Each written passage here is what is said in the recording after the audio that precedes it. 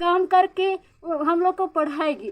तो सोच के मेरी बेटी बोली 1 सप्ताह के लिए मैं चले जा रही हूँ, काम करूँगी और कॉलेज जाने के लिए पता भी करूँगी, फार्म भरूँगी, बोल के मेरे को बता के चलेगी। तो मैं बोली मत जा बेटा, मैं तो काम करूँगी, कुछ भी हालत से कैसे भी करके तेरा को मैं पढ़ाऊँगी बोली।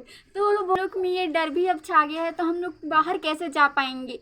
और अगर इसके ये कोई कार्यवाही नहीं होगी तब तो ऐसे ही हर लड़की घर में बैठ जाएगी ना, और माँ बाप के मन में तब यही डर बैठा रहेगा ना कि मेरी बेटी जब बाहर जाएगी तो उसके साथ भी यही होगा। तो हम लोग के लिए ही कमाने गई थी कि मेरी दीदी पढ़ रही है, हम और मेरे पापा अकेले काम करते हैं घर में बोल के, लेकिन बस 3 सप्ताह में ही उसके साथ ये हो गया।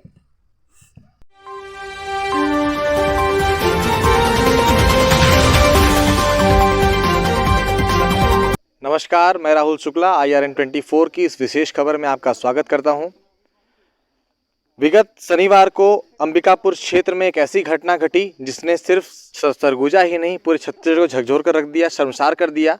जी हां, मैनपाट क्षेत्र की रहने वाली एक नाबालिग आदिवासी युवती के साथ बलात्कार और उसके बाद उसकी हत्या जैसी एक घटना सामने आई। और आपको बता दें, ये बहुत आश्चर्य की बात है कि ये जो घटना है ये अंबिकापुर क्षेत्र के मणिपुर चौकी से महज 100 मीटर की दूरी पर हुई है। जी हाँ, 100 मीटर की दूरी पर एक युवती की नग्न अवस्था में लाश पाई गई, जिसके बाद पुलिस को इसकी सूचना दी गई और पुलिस ने सूचना के बाद इस पर कार्रवाई शुरू कर दी। पर सबसे बड़ी बात यह है कि चौकी थाने के महज 100 मीटर के अंदर ऐसी घटना का हो जाना पुलिस वालों पर एक सवालिया निशान खड़ा करता है।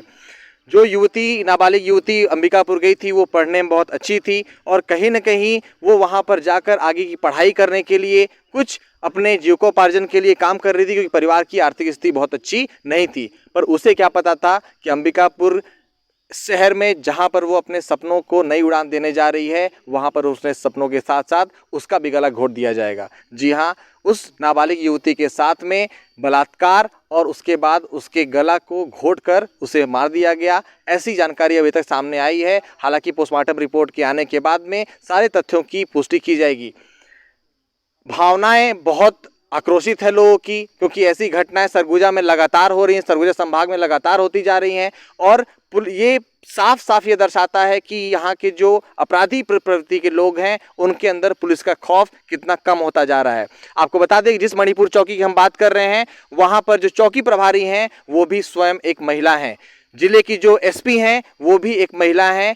और ऐसे में इस महिला की, इस बच्ची के साथ में जो ये घटना हुई है, इस पे अगर इंसाफ नहीं मिलता तो ये बहुत शर्म की बात होगी। हम यहाँ पर आए हैं आपको ये दिखाने कि आज परिवार किस तरीके से व्यथित है, किस तरीके से दुखी है और कितना आक्रोशित है कि किस तरीके से उनको जो है ऐसी घटना देखने को मिली। एक माँ जिसने अपनी बच्ची को पाल पोस कर बड़ा किया और आज उसे इस तरीके के दर्द का सामना करना पड़ रहा है।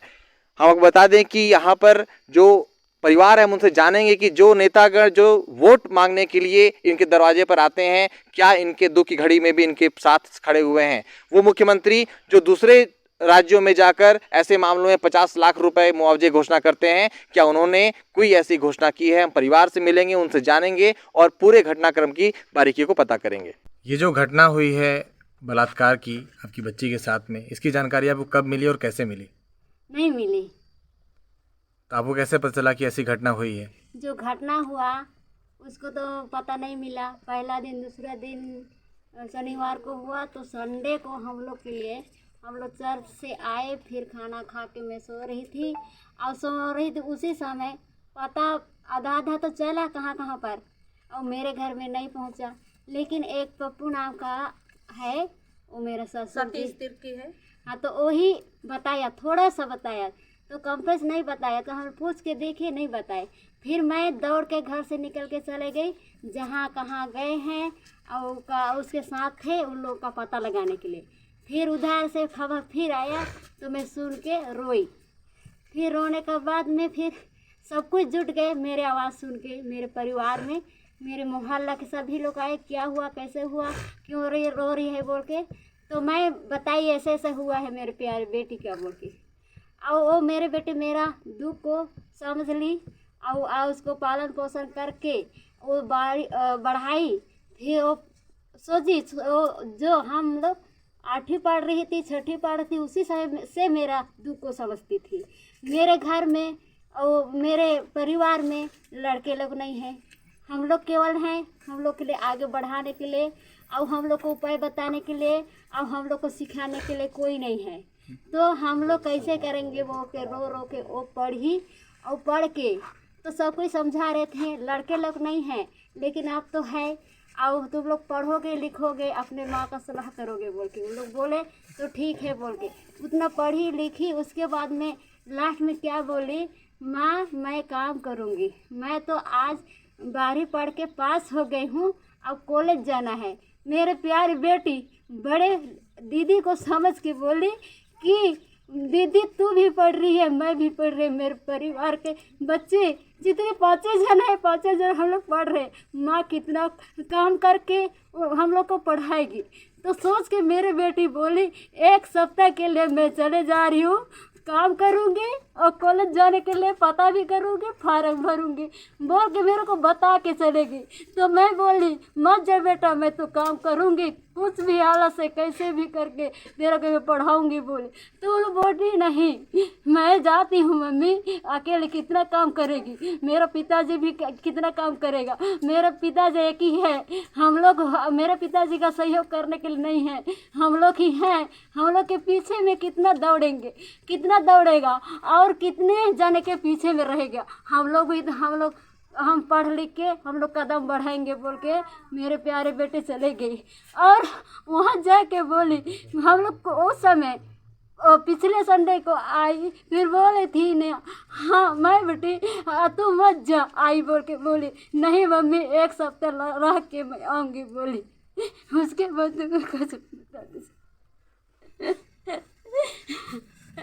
मेरे घर के लिए अब जो एक भाई का काम कर रही थी, हम सब बहनों में वही स्ट्रांग थी और वो मेरे पापा का हर वो काम जो वो बोलते थे वो खुद करती थी। हम लोग के लिए सारा काम पापा करते थे, लेकिन अपना काम खुद करती थी और पापा जो बोलते थे वो भी करती थी।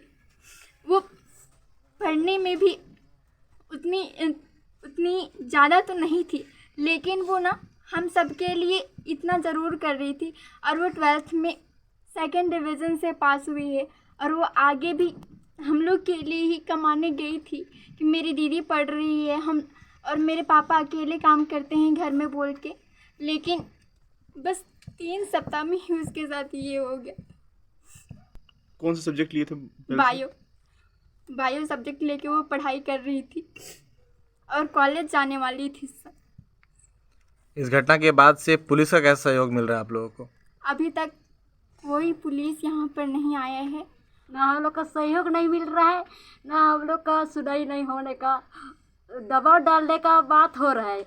अभी हम लोग को कोई बता रहे नहीं है, ना हम लोग के साथ देने वाले के देने भी नहीं चाह रहे, जैसे लग रहा है हम लोग के लिए हम लोग अंधकार में हैं, हम लोग ज्योति प्रकाश हम लोग के ऊपर नहीं है, हम लोग एकदम कैसे है, हम लोग के लिए बुद्धि और आगे बढ़ने का ज्ञान नहीं हो रहा है। ये सब हमारे गरीब परिवार में कितना मेहनत में दोनों 500 बेटियों के साथ कितना दुख भोग के, कितना संकट हो के, कितना पैसा मैं कमाई इकट्ठा करके एक बच्चे को मैं पढ़ाऊंगी, मेरा साहस रहने तब पढ़ाऊंगी, अभी तक बोल रही हूँ मैं पढ़ाऊंगी।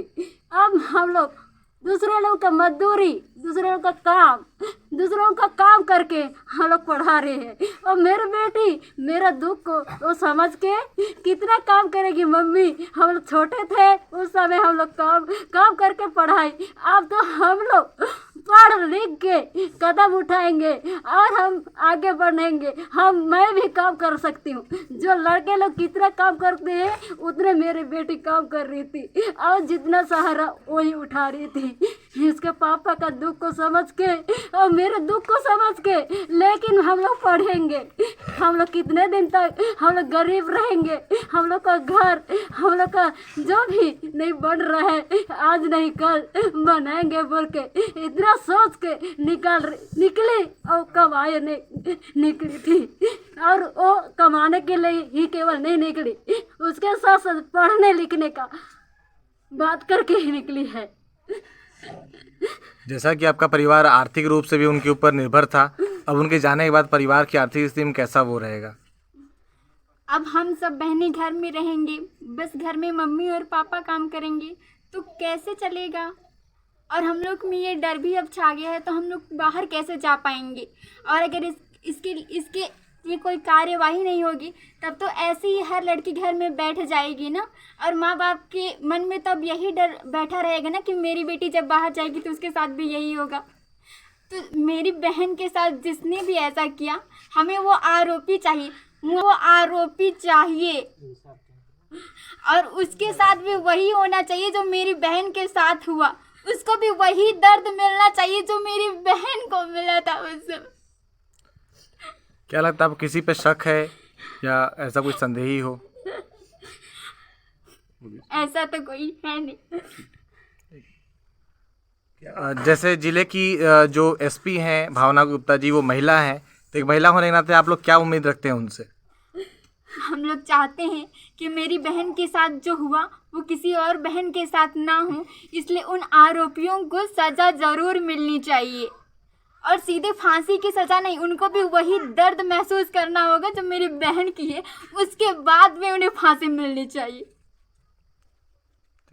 जी, घटना के बारे में तो हम लोग को नहीं पता था, हम लोग को तो नहीं बताए थे कि ये सब घटना हुआ बोल के, हम लोग को पता भी नहीं था कि क्या घटना हुआ है। यहाँ पे रो रहे थे, फिर से हम लोग अड़ोस पड़ोस में थे, गांव में तो अगल बगल में तो सब लोग दौड़ दौड़ के आ रहे थे। उस समय हम लोग दौड़ के आए, फिर से यहाँ पे सूचना मिल रहा है कि ऐसे ऐसा घटना हुआ है। वहाँ पे यहाँ की लड़की गई है कमाने के लिए, वहाँ गई थी, उसके साथ ऐसा ऐसा काम हुआ है कि बहुत गंदगी काम हुआ है, बलात्कार हो गया है, उसको मार के मतलब कि बिक दिया है, ऐसे बोल रहे थे।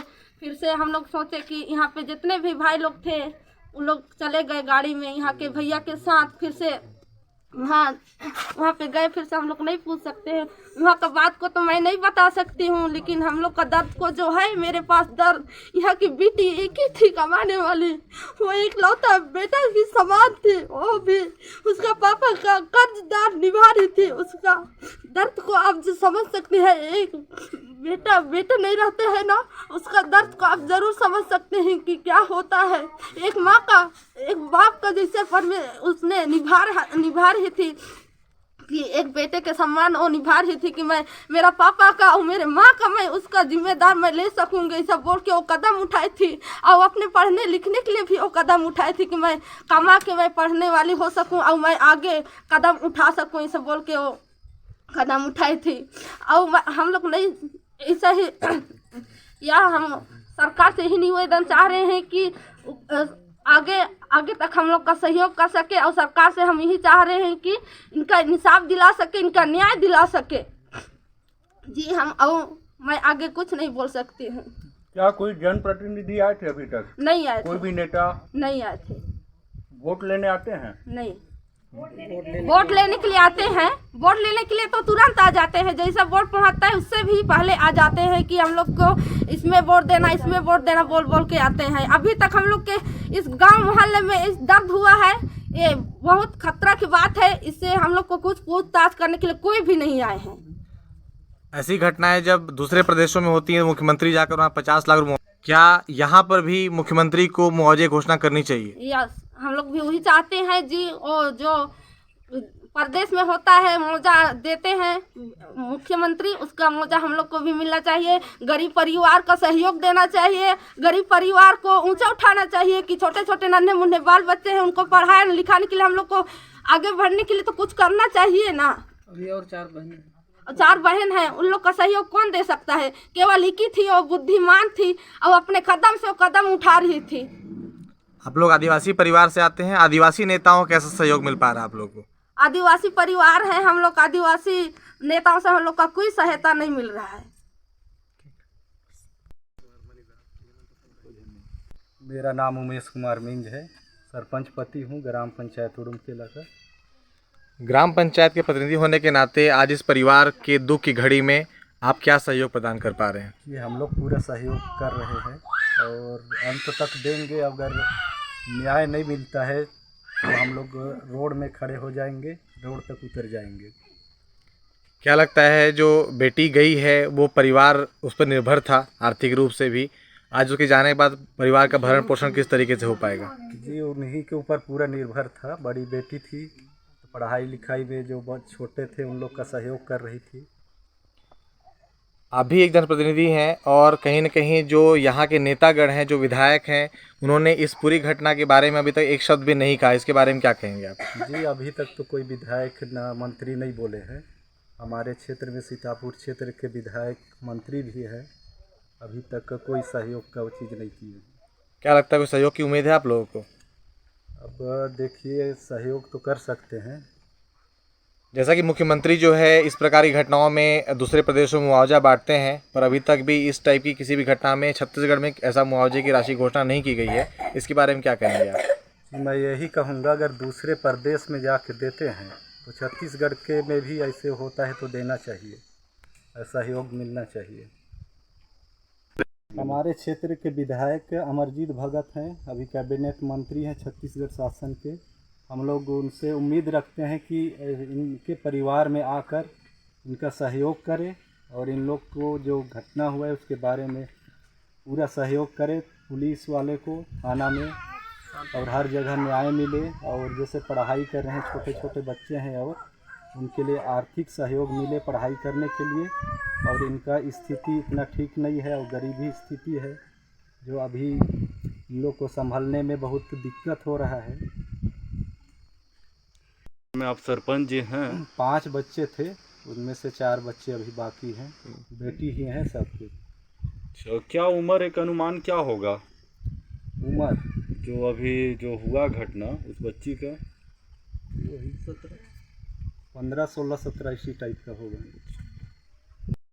सूचना मिलने के बाद जब आप लोग अंबिकापुर पहुंचे तो वहां पर पुलिस के द्वारा या हॉस्पिटल द्वारा क्या सहयोग मिला आप लोगों को? हम लोग को कुछ सहयोग नहीं मिला और पीएम बोले थे यानी कि रात को नहीं होगा, सुबह आना। तो सुबह गए, सुबह जाने के बाद में हम लोग को पता चला कि पीएम तो कल ही हो गया है। हम लोग को बताए क्यों नहीं, वो अज्ञात करके यानी कि कर दिए बोल के यानी कि बोल रहे थे। जब एक दिन पहले आप लोग गए तो उसमें पीएम क्या बोले कि आज नहीं होगा, कल होगा? नहीं होगा, कल होगा बोल के इनकी बोले थे जी। और फिर अगले दिन जब आप लोग क्या हुआ वहाँ पे? जाने के बाद में पता चला कि पीएम हो गया है। तो फिर आपने पूछा नहीं कि हमने तो पहले से जानकारी हमको क्यों नहीं दी गई तो पीएम की? हम लोग बुला यानी कि पूछे भी, हम लोग को गार्जियन पहुंच गए थे तो बिना गार्जियन का कैसे नहीं कि पीएम हो गया है। तो अज्ञात मान के इनकी पीएम हो गया है बोल के ऐसे बोल रहे थे। और बाकी पुलिस वालों का व्यवहार कैसा था आपके साथ में वहाँ पर? उन लोग दबाने की पूरी साजिश लगा रहे थे जैसे लग रहा था हम लोग।